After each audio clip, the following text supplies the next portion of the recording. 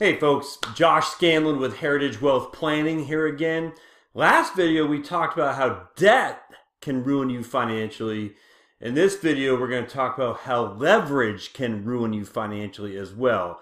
This is the second part of the first chapter of my strategic money planning book, 8 Ways to Get Your Financial House in Order.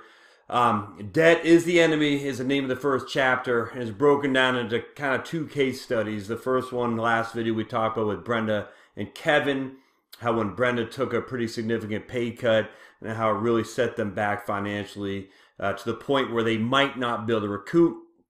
The second part of this, of course, is leverage.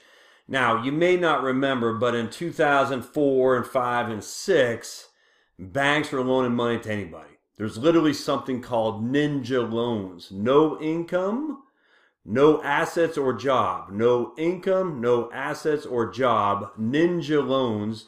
And essentially anyone who could breathe, if you could fog a mirror, you get a mortgage. It was crazy.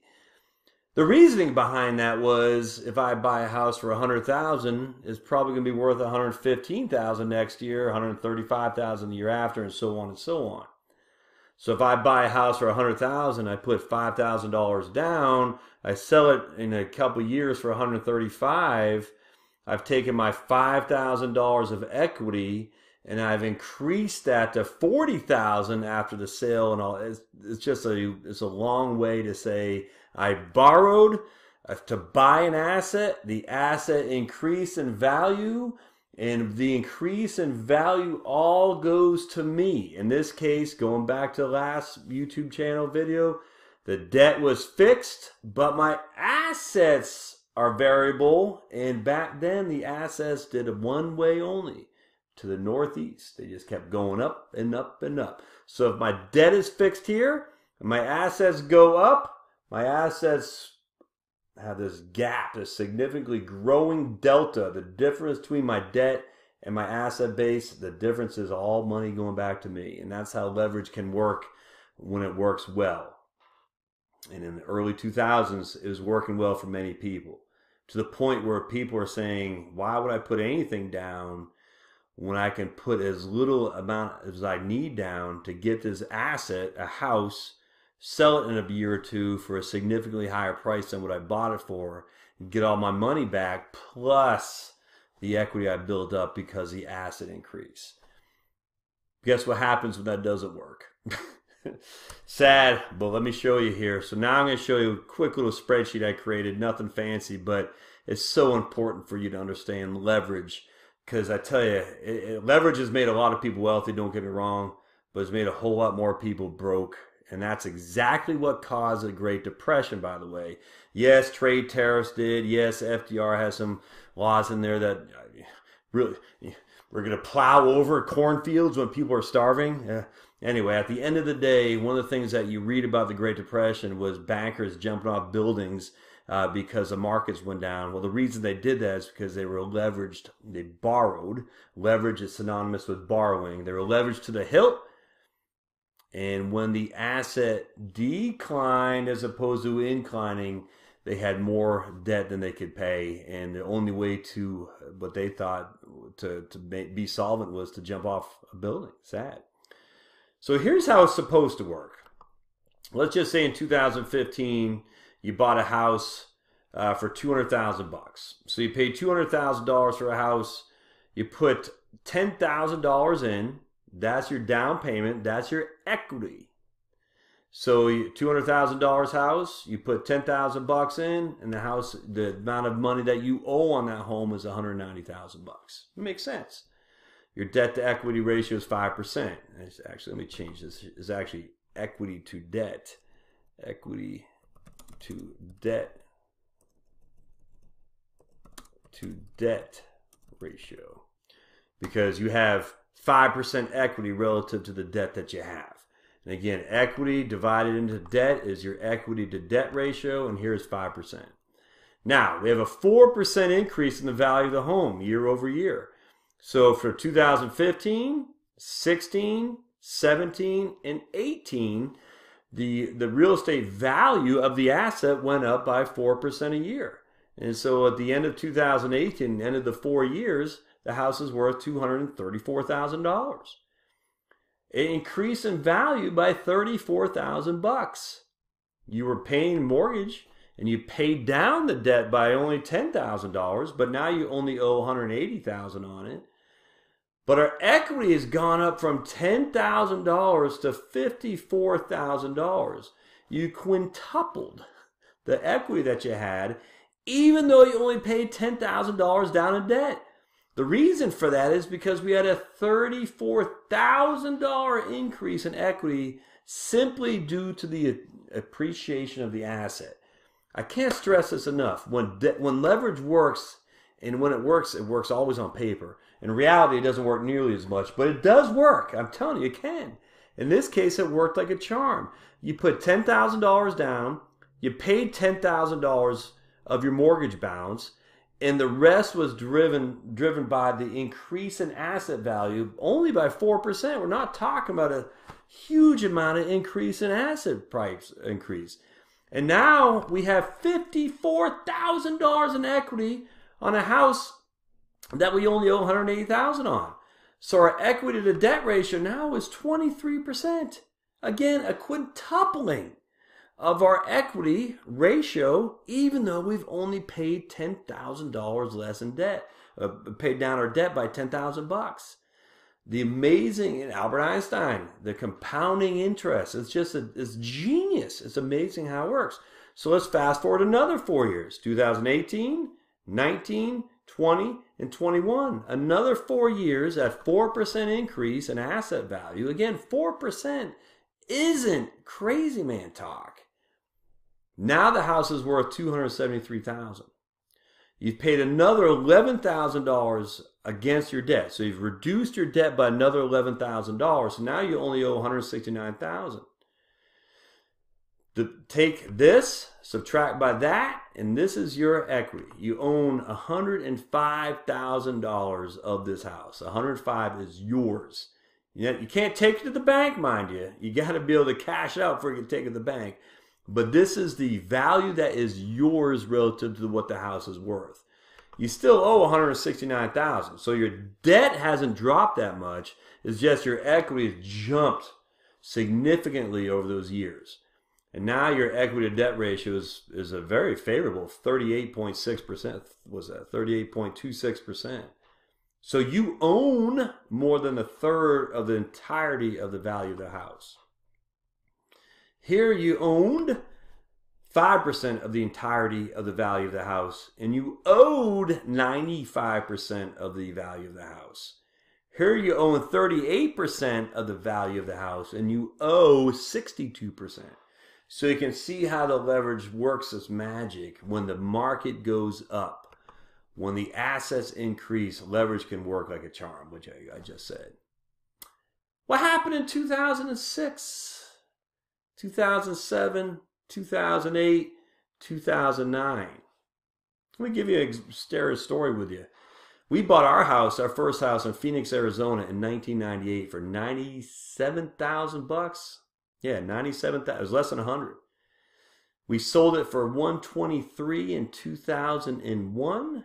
So it appreciated by roughly 20% or so over those 3 years. Not too shabby. A few years later, I think in 2006, the lady who bought it from us sold it for $242,000. We went out for a family vacation in 2011, I think. Drove by the house. In fact, it's interesting. The palm trees I planted had just they were looking marvelous. It was fantastic. Those things that just bloom, huge trees out there, provide a lot of shade for that home, which in Phoenix you need because it's just such a dry climate. There's not that many trees that provide you shade like we have here in Georgia. The house was for sale for $75,000. We bought it in 1998 for less than 100. We sold it for 123 or something like that. The lady who bought it from us sold it for 240, and over the next 5 years it dropped to 75,000 or something like 80,000. It was less than what we initially bought it, basically 15 to 20 years previously. Now I remember we drove by and the door was open. and I could tell it was unoccupied. And I went in there, and it was actually an orthodontist, the dentist, the doctor, dentist, orthodontist, orthopedist, whatever they're called. But, a pretty wealthy guy. And he was basically cleaning it out. And I said, what's going on here? He goes, oh, man, the previous owners just walked away. They took out all the utility appliances, basically took the copper wiring and everything. And basically they took the whole thing, they took it away. They left with all that, and they left me holding a wet bag. Or the previous owner was that guy. They left the bank holding a wet bag.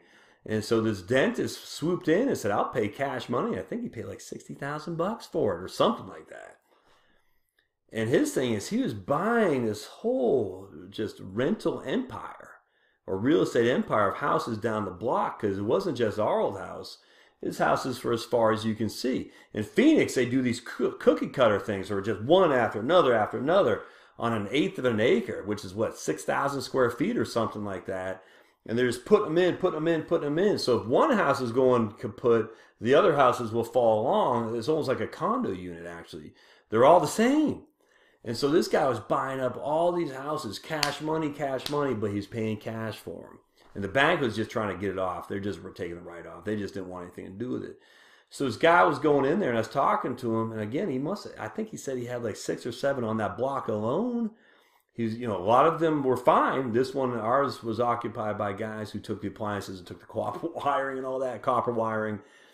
But he was able to go in there for $65,000, $70,000. He was going to fix them up. This is literally how you're supposed to do flipping. So his equity was at 65 or 70. He was going to turn around and flip them. For he's thinking he'd get 140 for him. And I think he did. I looked on Realtor or Zillow, one of those websites a few years ago, and they were selling for 140, 150. And so that's how you flip. But the issue between him was he wasn't leveraging much. He was paying cash money for it, knowing that the property value was at a low, very, very low there, and there wasn't a lot of building going on in Phoenix. So he knew that the supply of available housing was going to be minimal, and that someone was going to pay a much higher price than what he paid to get in that home once the economy leveled off. And he was right. It was a wonderful move for his real estate empire, but it didn't involve leveraging. It didn't involve leveraging where you're only borrowing or putting 5% down and you're borrowing 95%. That's not what he did. He bought it all cash money. He probably had a little bit of debt. I imagine a little bit. I don't know. But he did the reverse of leveraging. He paid it all equity. And that way he wasn't, his cash was in the house. And if the house didn't sell, he'd be without that cash. But he wasn't borrowing on the idea that the leveraging will make him a millionaire. It just wasn't doing that. Because what happens if the leverage doesn't work out? Well, here is a case where the 4% was a decrease in the value of the home each and every year, not an increase. And so each year the house goes down by 4% in fair market value. So let's just go back to 2015. You buy this guy for $200,000. You only put $10,000 down. That should be 5% equity to debt. 10% on a $190,000 house means your debt to equity is 5%. Or your equity to debt is 5%. Again, you own 5%. You owe 95% of the house. The idea is that the increasing in asset value will give you more equity than what you put in. But unfortunately, after 4 years, fair market value of that house is only $170,000. The house is depreciated by $30,000. Yeah, you were able to knock your debt down by 10, but the value of your home is less than you owe, which means you have negative equity of $10,000. That means your equity to debt ratio is a negative 5.5%. You owe more than it's worth, negative equity. Fast forward 4 more years, the house continued to drop by 4%. Again, guys, I'm not saying this is likely to happen. I don't know, but this is what can happen when leverage works against you. Again, we're not talking significant increase or decrease in property values, but a 4% per year decrease. Now your house is only worth $144,000. Again, you're able to pay down some of the debt, but you still owe $169,000. Take $169,000, subtract by $144,000. and you owe $25,000 more than this puppy's worth, which means you have a negative equity ratio of 15%, 14.79 to be exact. You owe almost 15% more than it's worth. And if you're going to sell this guy and you throw closing costs and mortgage commissions in there, real estate commissions, it's going to be worse. That's leverage. That's how good it can work. That's how bad it can work. Don't be suckered into the idea that real estate or stocks or, Bitcoin, for everything that goes up, it can certainly go down. Now, the issue between the difference here is if you have the time to wait for the market to re-energize itself, you can be fine. But a lot of people who take the leverage do it with the full intention of selling it in the first year or two. And that's when it can really bite in the bud, because those could have significant declines in value. If you can hang in there, you'll be fine. If you could be like my dentist and have lots of equity built up there and you don't need to sell it for a fire sale, you'll be fine because you have lots of equity. But if you're riding on the hope that the equity will increase because of asset appreciation, hope is not a good financial planning strategy. Hope may or may not come to fruition, but financial planning is not about that. Financial planning is about more than hope. Financial planning is about the what-if scenarios that come and bite you in the bud, and leverage is one of those ones. Not saying you don't borrow to buy a house. I'm in this house right here in Georgia, and I'm telling you, we owe more than we own. I'm telling you that right now, but we put 20% down, and that is a good feeling because if the real estate market tanks and we have to sell, it's a pretty doggone good chance that we'll have equity in there to at least coverage the mortgage or the real estate closing cost. And that way we can walk away without having to go to the bank to try to borrow another $25,000 just to get out from underneath a negative equity house. Don't want that to be you. So be careful when it comes to leverage. Be careful. All right. Again, what I always ask, love your comments and comments that you have. Share with them, please. Have you ever used leverage? Did it work? Did it hurt? I'd love to hear cases where it worked well for you, where it didn't work well. If you have some thoughts to share with the other folks that are watching, by all means do so. Say, hey man, this worked for us real well. This didn't work so well. Be careful here, or you might want to think about that. Lastly, just to hit me in the head. If you're going to leverage, you don't leverage on an asset that's going to depreciate. So a car. You never leverage a car because a car is assured to lose value the minute you drive it off the lot. You want to leverage on things that appreciate so you can take advantage of the debt leveraging concept. I actually don't recommend doing it because I don't think it works as well as it seems like it could on paper. But if you're going to, make sure you're doing it with something that's going to increase in value as opposed to something that's going to flatline or decrease in value. All right, don't forget to subscribe down there. That red button, subscribe, just means you're signed up. Hit the bell for notifications. That means you get notified when I produce new content. I got 7 more chapters left on this book to talk about. So I'm going to be doing those each and every day. And then we'll go on to my next book, 21 Reasons Why You Need a Roth IRA. So stick with me. More content to come. And I appreciate your patience and hanging in there with me. Thanks, guys.